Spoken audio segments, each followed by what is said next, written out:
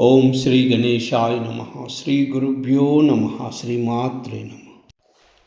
ब्रह्ममुरारिसुरार्चितलिङ्गं निर्मलभासितशोभितलिङ्गं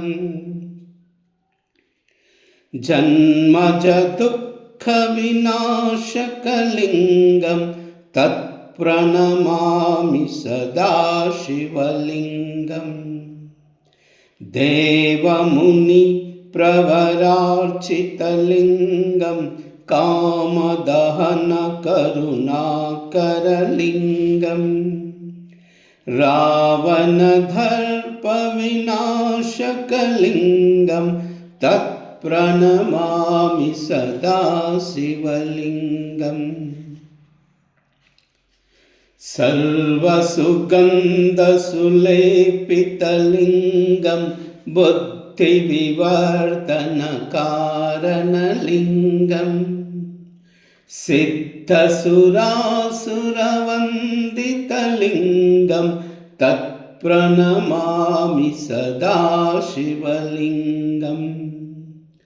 कनकमहामणिभूषितलिङ्गं पनिपतिवेष्टितशोभितलिङ्गं दक्षसुयज्ञविनाशकलिङ्गं तत्प्रणमामि सदा शिवलिङ्गम्।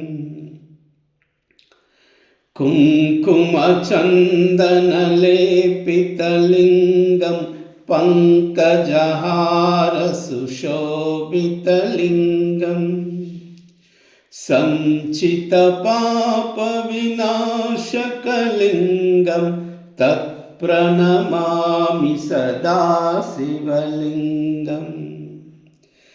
देवगणार्चितसेवितलिङ्गं भावैर्भक्तिभिरेव च लिङ्गम् दिनकरकोटिप्रभाकरलिङ्गं तत्प्रणमामि सदा शिवलिङ्गम्। अष्टदलोपरिवेष्टितलिङ्गं सर्वसमुद्भवकारणलिङ्गं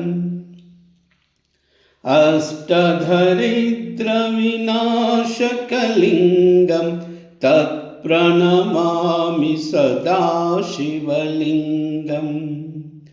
सुरगुरुसुरवरपूजितलिङ्गं सुरवनपुष्पसदार्चितलिङ्गं परमपदं परमात्मकलिङ्गं